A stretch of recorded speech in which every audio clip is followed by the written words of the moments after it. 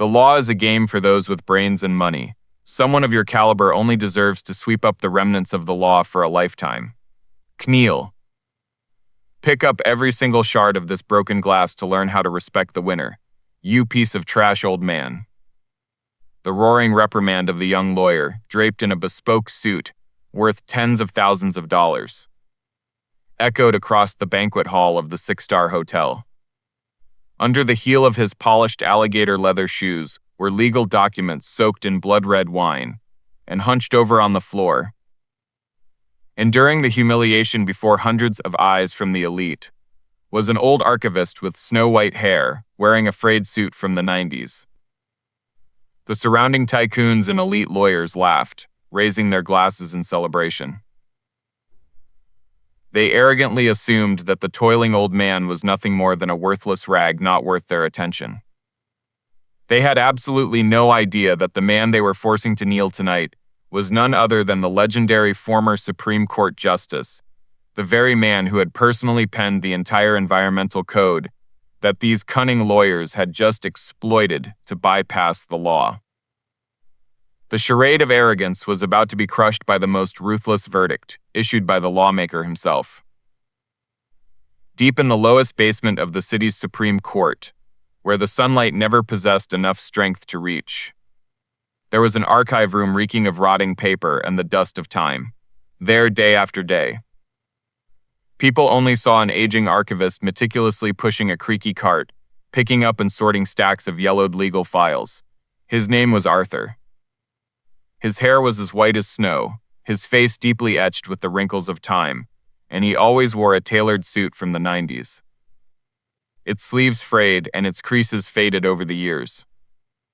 In the eyes of the young court clerks or the arrogant intern lawyers who frequently passed by, Arthur was just an invisible ghost, a redundant, slow and dust-covered puzzle piece of this glamorous judicial system. Sometimes they threw him glances of pity. Other times annoyance because he was in their way, but no one in this city, glittering with deceit, knew that 30 years ago, the name Arthur Pendelton was a thunderous roar on the Chief Justice's bench. He was not an ordinary diligent civil servant. He was the legendary Supreme Court Justice, the man who made the most formidable corporate tycoons tremble every time the wooden gavel in his hand struck the sounding block. Arthur's integrity was absolute. No amount of dirty money could bribe him, and his legal intellect was as sharp as an unsheathed sword. However, that sword could not protect the person he loved the most. 25 years ago, Evelyn, his gentle wife and soulmate, took her last breath on a hospital bed due to a vicious leukemia.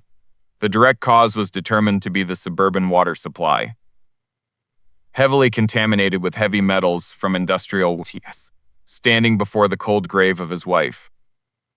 The most powerful judge realized the ultimate impotence of the law at that time. It had too many loopholes. Too much loose phrasing that allowed the wealthy to easily bypass it and buy justice with money, turning his gut-wrenching pain into power.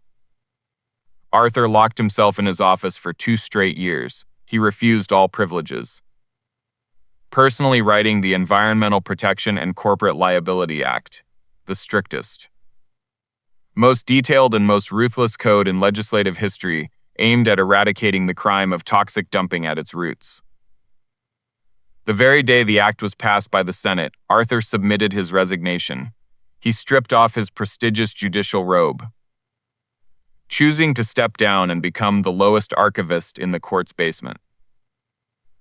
He wanted to use the eyes of an invisible man to quietly observe how the next generation enforced the justice he had created. He knew human greed all too well. Capitalist wolves would never stop trying to break the fences, and he waited patiently for 2 grueling decades. But tonight his bleeding heart twisted in agony once again. Apex Chemical Corporation, an industrial monster that blatantly leaked millions of cubic meters of toxic waste into the city's southern lifeline river, pushing thousands of households into illness, cancer, and ruin, had just been pronounced acquitted by the court early this afternoon. The man behind this disgraceful verdict was Victor Sterling. He was a young lawyer, the perfect embodiment of a generation of cold-blooded commercial lawyers. Arrogant, slick, and ready to use dirty money, media manipulation, and a myriad of sophisticated fabricated evidence to bend the law. By some cunning method, Victor exploited a text segment in Chapter 4 of the very code Arthur had written, arguing it into a legal loophole, slipping through a narrow crack to save Apex from a multi-billion-dollar fine and life sentences for its board of directors. At this moment, in the VIP hall of the city's most luxurious six-star hotel, Victor and the Apex tycoons were throwing a lavish gala to celebrate their filthy victory. Overflowing champagne glasses and arrogant dances trampled upon the cries of innocent victims. As for Arthur, he had been dispatched there by the court office, simply as an errand boy. A lowly messenger to collect and bring back the original case files to be sealed, he stepped out of the dark basement, clutching the yellowed files tightly against his frayed suit jacket. Under the brilliant lights of the regal city, the back of the old archivist hunched slightly under the weight of time. But if anyone bothered to look closely, they would see that the eyes hidden behind those reading glasses were not old at all. They were razor-sharp, quiet, and surging with a deadly intent like the ocean surface right before a superstorm. Arthur came to this party not to clean up the aftermath or endure humiliation. He came to drive the final nail into the coffin that those arrogant fools had dug for themselves. The grand hall of the six-star Grandeur Hotel tonight was decorated like a royal palace. Giant crystal chandeliers radiated a regal golden light, shining down on the flawless snow-white marble floor. The sound of a private symphony orchestra's violins blended with the crisp clinking of crystal glasses. The air reeked of premium Cohiba cigars, expensive perfumes, and above all, the stench of arrogance. The tycoons of Apex Corporation, men who should have been wearing prison uniforms by now, were draped in bespoke smoking jackets, holding gorgeous beauties by the waist, and laughing boisterously about their stock, hitting the ceiling after escaping their sentences. In the center of the party, Victor Sterling was surrounded like a sun god.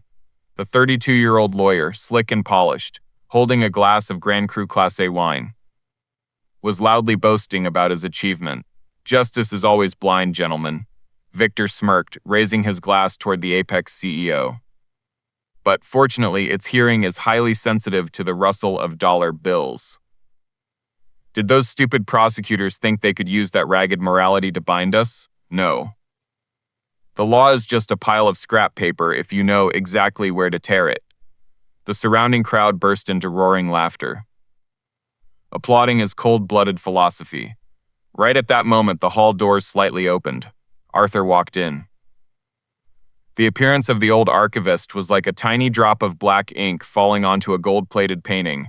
His frayed suit, his peeling leather shoes, and his posture hunched from the burden of age made him completely out of place in this glamorous setting. In his hands, he tightly clutched a thick stack of files, the original verdict and all the Apex case documents that the court required to be handed over and sealed tonight. He looked at no one, silently walking along the edge of the wall, trying to complete his duty as discreetly as possible. However, in a world where newly minted rich people always crave attention, his quietness and toil became the perfect target. Victor Sterling, his eyes drunk on the wine of victory and actual wine, caught the silhouette of the old archivist in his vision. In the mind of an arrogant man, defeating the judicial system seemed insufficient. He wanted to trample upon even the lowest representatives of that system to assert his absolute authority in front of his billionaire clients. Victor signaled the crowd to part. He took long, conceited strides straight toward the approaching Arthur, instead of stepping aside. Victor intentionally encroached, pushing the shoulder of his massive bodyguard away to signal him off, and then he made the move himself. When Arthur was only 2 steps away, Victor suddenly swerved, lowered his shoulder, and delivered an extremely forceful, brutal bump straight into the old man's chest. The sudden impact caused an elderly man like Arthur to lose his center of gravity. He stumbled backward, his bony hands unable to hold on to the heavy stack of documents. The files slipped from his grasp. Hundreds of pages of documents, the tear-soaked testimonies of downstream residents, the medical reports on leukemia cases, and the disgraceful acquittal verdict burst into the air, fluttering and scattering all over the cold marble floor. The violin music abruptly stopped. The entire grand hall turned to look. "Oh my, where are your eyes, old man?" Victor raised his voice, his shrill tone echoing across the vast room, entirely an intentional mockery. "How do you walk? Scattering garbage all over my $1,000 party like this?" Arthur steadied himself, exhaling softly. He did not look up at the man who had just pushed him, nor did he utter a word of scolding, his old eyes cast downward, looking at the papers carrying the lives and injustices of the people lying scattered on the floor, right beneath the heels of the perpetrators. Seeing Arthur's silence, Victor pushed even further. He took a step forward, his alligator leather shoe intentionally stomping hard onto a medical report, grinding his heel down. "Look at the court archivist badge on his chest."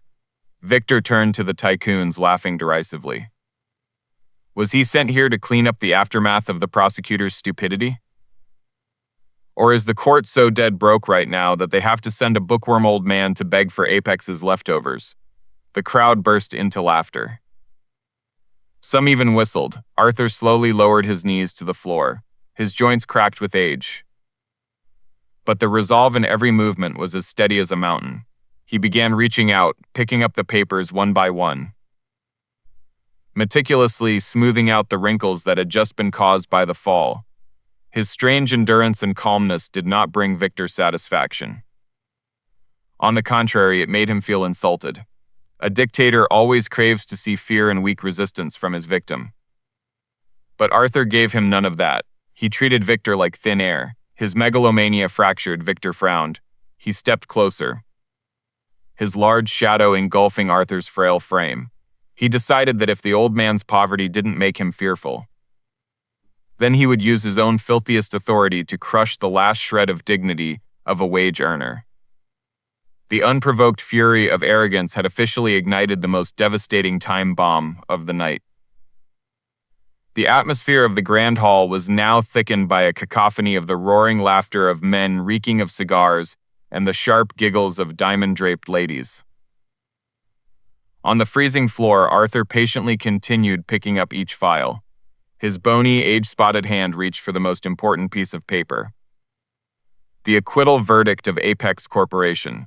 The exact moment Arthur's fingers were about to touch the paper, an alligator leather heel struck the marble with a sharp smack, stopping less than half a millimeter from his hand. Victor Sterling stood towering from above, his right hand still gently swirling a glass of exquisite Grand Cru Classe red wine. He looked at the old man kneeling at his feet like a harmless insect, and then he smiled, a one-sided smirk full of sadistic, sickening malice. "Do you know what can easily erase all the righteous garbage printed on these papers?" Victor hissed through his teeth, his voice slow but carrying the lethal damage of a razor blade. "Money and power." Saying that, he slowly tilted the crystal glass. The stream of blood-red wine poured straight onto the pristine white verdict paper, pooling out and soaking the back of Arthur's trembling hand. Drops of expensive wine soaked into the frayed fabric of his suit sleeve, dripping down onto the marble floor. The surrounding crowd gasped.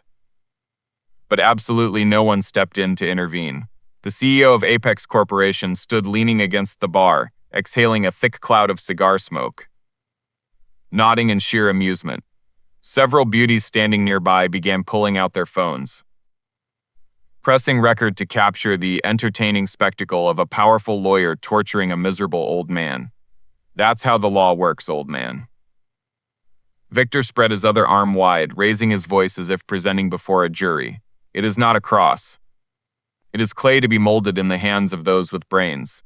Thanks to the loose, idiotic phrasing in Chapter 4 written by some conservative old men from the last century. I saved my clients billions of dollars and kicked down the entire effort of this city's judicial system." He leaned over, exhaling alcohol-soaked breath into Arthur's quiet face. And you, whose side are you on? The side of cheap justice? Your justice is lying right under my heel, and I am watering it with wine. Arthur remained silent. He slowly pulled back his wine-soaked hand. His patience and silence at this moment felt like the ultimate provocation to Victor. The arrogant man could not endure his victim showing no fear. He wanted to see this old man cry and scream, wanted to see him trembling and begging. Wanted to kick down the absolute last bit of self-respect a human being possessed. A vicious glint flashed in Victor's eyes. He callously dropped the expensive crystal glass. The sound of shattering glass tore through the room. The glass exploded into dozens of razor-sharp shards, scattering right next to Arthur's knees and bare hands. A few shards lightly pierced the back of his hand, mingling with the red of the wine, creating an incredibly agonizing sight. I dictate the rules of the game here, Victor roared, pointing straight down at the floor, littered with glass shards. If you like picking up trash so much, then finish the job. Kneel all the way down. Use your filthy bare hands to pick up every single piece of this broken glass. Pick it up clean to learn how to respect the winner. Or else I'll have security throw you out on the street like a dog, and tomorrow you'll lose the rest of your damn pension. An overbearing lady standing nearby let out a shrill laugh, chiming in, "Lawyer Sterling is right. Make him lick up all that wine with his mouth. That wine is worth 100 times his old life." The atmosphere in the banquet hall was pushed to the absolute peak of resentment. The invisible pressure from hundreds of elite eyes bore down on Arthur's frail shoulders. The injustice was laid bare, naked, cruel, and entirely unconcealed. They thought they were standing at the pinnacle of the ivory tower, possessing the power of life and death, having the right to trample upon the law and human dignity without facing any punishment. But they had no idea that this very cruelty, pushing the situation past the final boundary, had awakened the true monster sleeping inside the old archivist. The ticking time bomb of arrogance had counted down to its final seconds. The spring of resentment had been compressed to the point where it could not be compressed any further. It was time for the creator of this game to flip his cards. The shrill laughter of the madam and the mocking applause of the tycoons echoed, crashing against the marble walls and reverberating back to form a chaotic mess of sound, thick with malice. The room awaited a pathetic spectacle. They waited for the old archivist to burst into tears, to tremblingly use his bony fingers to pick up every wine-soaked glass shard, or to humiliatingly bow his head and beg for forgiveness under Victor Sterling's shoes. But no. A strange silence suddenly began to spread from the old man's position. Slow but carrying a weight like a massive iceberg crushing the surface of the ocean, Arthur did not pick up a single shard of glass. His reaching hand hovered in midair for about a second, then slowly closed into a fist. Not a fist of impulsive anger, but the fist of a man who had just delivered the final verdict in his mind. Amidst the pool of blood-red wine, Arthur slowly stood up straight. The moment he stood up, everything seemed to change. The cracking joints of old age vanished. The hunched, cowering, and enduring posture of a lowly archive clerk completely evaporated. His spine straightened out, as steady as an ancient tree that had taken root for hundreds of years through countless storms. In the eyes of those around him, the old man's height seemed to have grown by inches. His shadow stretched long under the crystal lights, completely engulfing Victor Sterling's shadow. The laughter of several directors suddenly choked in their throats. The silence spread like a virus. The temperature in the banquet hall suddenly dropped a few degrees, cold and suffocatingly oppressive. Victor frowned. The arrogant smile on his lips stiffened. He felt an invisible aura of killing intent surrounding him, a pressure he had never experienced even when standing before the strictest chief justices in federal court. Arthur was in no rush to speak. Haste is the weakness of the underdog, and he was currently holding the entire rhythm of this space. He used his wine-stained hand to slowly take off his horn-rimmed reading glasses, with an elegant, precise, and chillingly calm motion. He pulled a handkerchief from his breast pocket, leisurely wiping away every drop of red wine stuck to the lenses. Every eye in the room was forced to glue itself to his slow movements, waiting in nameless anxiety. When Arthur put his glasses back on, the cloudy, exhausted eyes from earlier had completely disappeared. In their place was a gaze as sharp as a razor, cold, profound, and authoritative. Like a god of judgment looking down upon guilty souls, that gaze pierced right through Victor's expensive suit. Stripping away all of the man's fake confidence and cowardice, Victor instinctively stepped half a pace back. A cunning man's intuition alerted him that something incredibly wrong was happening, but his arrogant ego did not allow him to show his trembling. You old man, step back," Victor spoke up, but the shrill, booming voice from earlier had been replaced by a slightly trembling, unnatural pitch. At that moment, Arthur took action. He bent down not to pick up the glass shards, but to pick up the wine-soaked acquittal verdict. He lightly shook the paper, letting the excess wine drip onto the floor, then looked up. Staring straight into Victor Sterling's eyes, his voice rang out, not loud, not roaring, but deep, resonant, and carrying a soul-shaking power. "You just said that the law is clay to be molded in the hands of those with brains, didn't you? And you are proud of using a loophole in Chapter 4 to trample upon the efforts of the judicial system?" The corners of Arthur's lips curled up into a cold, ruthless arc. It wasn't a smile. It was an executioner's sword slowly being drawn from its scabbard. "You said that code was written by stupid and conservative old men." Arthur took a step forward, unconsciously forcing Victor to take another step back. "But, young lawyer, did you ever wonder if the men with enough intellect to write a code that controls the entire industrial lifeblood of this nation would be stupid enough to leave a back door wide open for sewer rats like you to freely come and go?" The silence covering the grand hall had now turned into pure terror. Hundreds of upper-class people stood frozen in place, holding their breath as they watched the old man in the frayed suit, radiating the authority of an emperor, preparing to deliver a thunderous blow to the anthill that had deluded itself about its own power. Victor Sterling's arrogance had officially knocked on death's door. The magnificent banquet hall sank into a chillingly eerie silence. The jazz music had died away at some point. Hundreds of people, from formidable tycoons to haughty beauties, all held their breath, their eyes glued to the old archivist, holding the red wine-soaked verdict. Arthur didn't bother looking at the paper. His gaze pinned straight onto Victor Sterling's beginning to waver pupils. His voice rang out, needing no audio amplification device, yet every word, every syllable was distinct, sharp, and possessed a penetrating power like nails driven straight into the lawyer's chest. Chapter 4, Clause 2.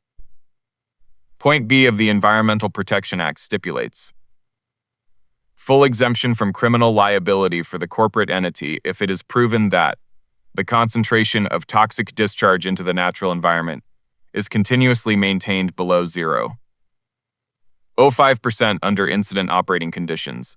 Arthur recited the statute from memory. He wasn't just reciting, he was breathing it out. The way he emphasized every stress, the way he paused, showed that this wasn't the mechanical memorization of a parrot, but the flesh and blood understanding of the man who had personally carved every single word of it. "You used exactly this 1.5-inch narrow slit." Arthur lowered the paper, taking another step to close the distance with Victor. "You bribed the Independent Biochemical Research Institute. You had people manipulate the water sampling points downstream, deliberately choosing the moment of the strongest current to dilute the toxic concentration down to 0.049%, just enough to escape the sword of Clause 2. You forged all 14 technical reports to turn an environmental genocide into a low-risk technical incident. An incredibly cunning and perfect chess move for a man without a conscience." Victor's face went from flushed red to dead pale. Drops of cold sweat began to bead on his slicked-back forehead. Everything this old man just said was accurate down to the most hidden details of the dirty plan that he and the Apex board of directors had discussed in a dark room. What the hell are you babbling about? Victor strained his neck to argue, but his hands had begun to fumble. He turned to the crowd, desperately trying to salvage his authority. This old man is crazy, paranoia of the wage earners. The Supreme Court stamped an acquittal for Apex.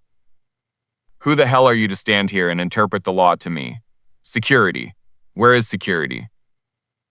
Drag this piece of trash old man outside and throw him in the police station for me immediately. Two massive hotel bodyguards hastily parted the crowd and stepped up, preparing to grab Arthur's shoulders.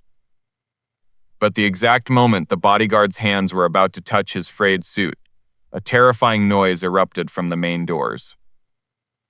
The 4-meter-high solid oak double doors of the grand hall were violently thrust open. The blue and red flashes of police sirens strobed continuously, casting sharp streaks of light right into the center of the banquet room. The thundering footsteps of military-grade boots stomped onto the marble floor.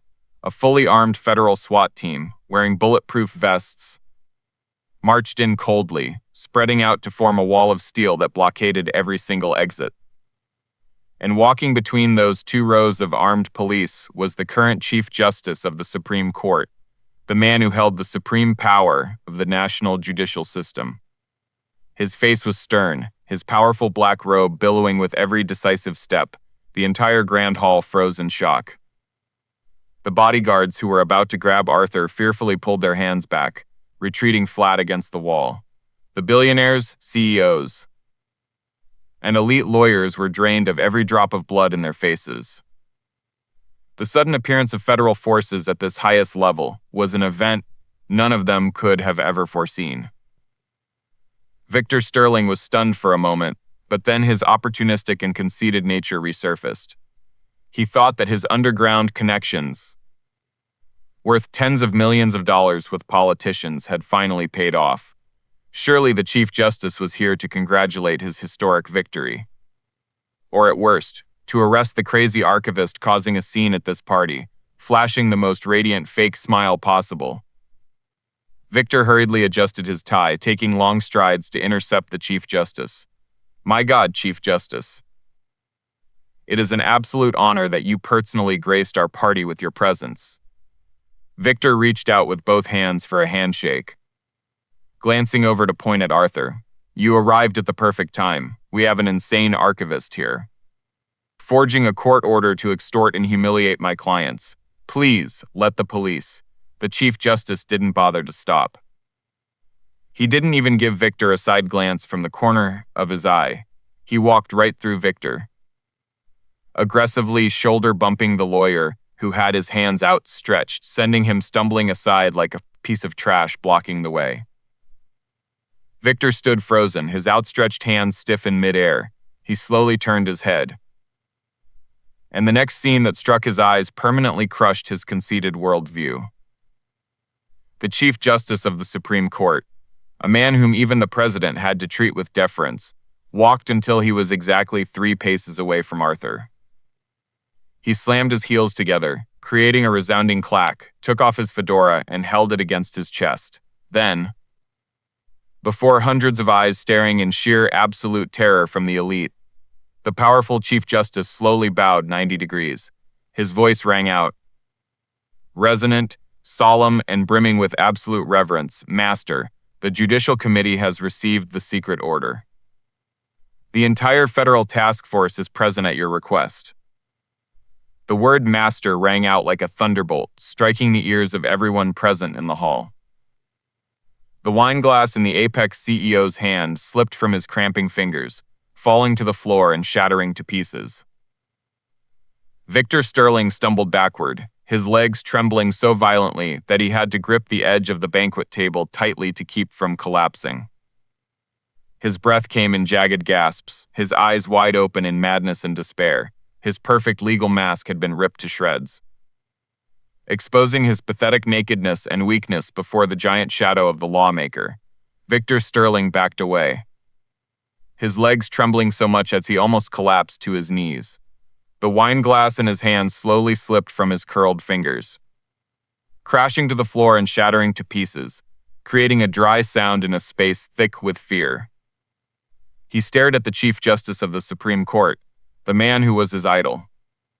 The pinnacle of power he had always yearned to touch, bowing deeply before the aging archivist.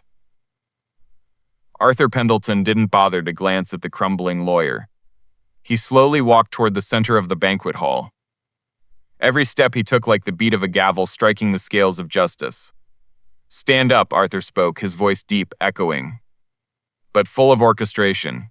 He turned to look at Victor Sterling, his eyes now devoid of anger, holding only a profound disappointment for a man who had turned the law into a tool for profiteering.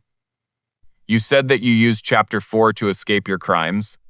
Arthur raised his voice, the sound as calm as a professor instructing a student. "It's a pity you were too arrogant.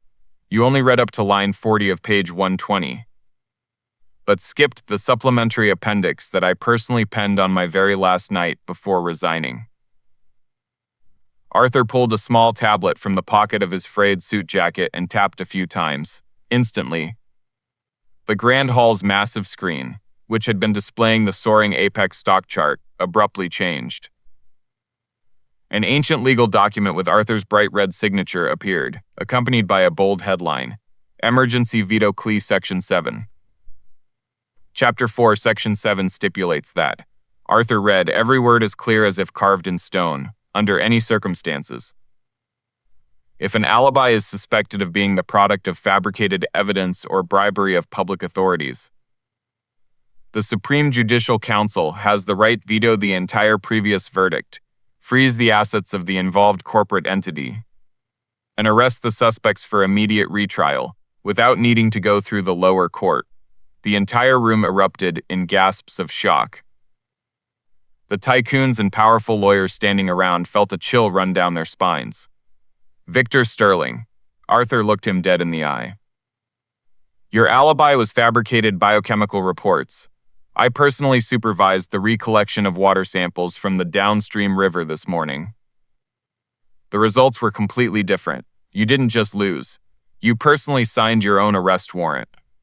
"No, that's impossible," Victor stammered, his face crumpling in despair. He turned to beg the CEO of Apex Corporation for help. "Sir, you have to do something. We have a contract. You paid me millions of dollars." But the CEO was now trembling violently as well, not even daring to look straight at Victor. He knew he was already a discarded pawn. Arthur waved his hand. "Arrest them," the SWAT team swarmed in. The cold clacking of handcuffs echoed as they clamped tightly around Victor Sterling's expensive wrists. The billion-dollar lawyer, the man who had once haughtily looked down on the entire legal system, now collapsed, his pathetic crying mixing with meaningless pleas.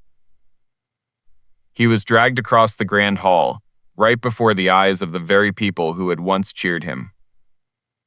A tycoon standing nearby quickly turned his face away, terrified of being photographed with the condemned lawyer. "As for the rest of you," Arthur coldly swept his eyes over the tycoons and lawyers standing frozen in place. "Every single one of you present here tonight has your name on the investigation list for the money laundering and tax evasion schemes executed by this corporation. The files have been transferred to the federal prosecutor's office. Tonight, this party ends, but your lives now truly begin with long-term sentences." The royal banquet hall had now become a scene of total collapse. The aristocrats who once stood on the ivory tower now cowered in fear. They looked at Arthur with terrified eyes, as if they had just seen a monster hiding inside a set of worn-out clothes. Arthur turned his back and walked away. He didn't need to watch the conclusion. He knew the outcome clearly. The law was not something to be played with, and tonight, justice had reclaimed everything that belonged to it. When he stepped out of the hotel, the rain had begun to stop. The air was remarkably fresher. Arthur walked silently into the night, his old suit jacket still bearing traces of the wine from earlier, now looking as majestic as the robe of a judge who had just finished executing supreme power. He had completed his job as an archivist. He had finished sealing the verdict on evil. Outside the gilded revolving doors of the grander hotel, the drizzling night rain had finally stopped. The blinding flashes from dozens of federal police cruisers and the rapid-fire strobes of the press tore through the night. The paparazzi, who had originally been hired by Victor Sterling to report on his historic victory party, were now frantically snapping photos to capture his most disgraceful moment. Victor was hoisted up by the armpits by two massive federal agents and dragged out of the lobby. His bespoke suit, worth tens of thousands of dollars, was now disheveled, covered in streaks of blood-red wine and dirt from the floor. His meticulously groomed, arrogant face from earlier had completely collapsed, wrinkled, pathetic, and streaming with tears. He bowed his head low, desperately trying to dodge the camera lenses pointed straight at him. But his humiliation had already been permanently frozen on the front pages of tomorrow's newspapers. Behind him, the board of directors of Apex Corporation followed in a line into the paddy wagons, ending an era of deceit and crime. Tomorrow morning, when the stock market opens, Apex's shares will evaporate by tens of billions of dollars. Their massive fortunes will be completely frozen to establish a compensation fund for the cancer victims downstream. It is a fair, ruthless, and unappealable verdict.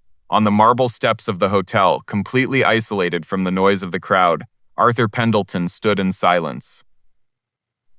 He reached up and unclipped the cheap plastic Archivist badge pinned to his chest, smiled faintly, and dropped it into the trash can next to him. His frayed suit jacket was soaked in wine, but under the sallow streetlights, the silhouette of his back stood taller and greater than ever before. Arthur looked up at the night sky, taking a deep breath of the fresh, moisture-laden air. In that quiet moment, he seemed to see the gentle smile of Evelyn, his late wife. The promise to protect the lives of the vulnerable had finally been completely fulfilled. The sword of justice he had forged with blood and tears had not rusted. Arthur turned his back on the fake glamour, draped his long trench coat over his shoulders, and slowly walked, step by step, blending into the silent night.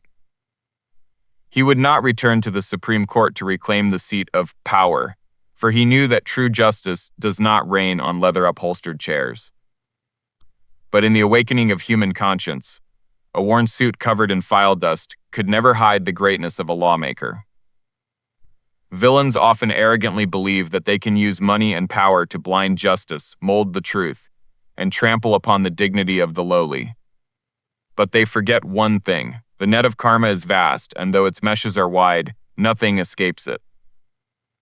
The haughty lawyer Victor and the arrogant Apex Corporation dug a deep pit to bury the truth, but unexpectedly jumped straight into the perfect trap that had been set 30 years ago by their own hands. Arrogance made them blind, so that when the god of the law awakened, the punishing blow that fell was total destruction, slow, fair, and utterly ruthless. They were stripped clean of everything, from their honor and wealth to their futures, right at the ivory tower they had once taken pride in.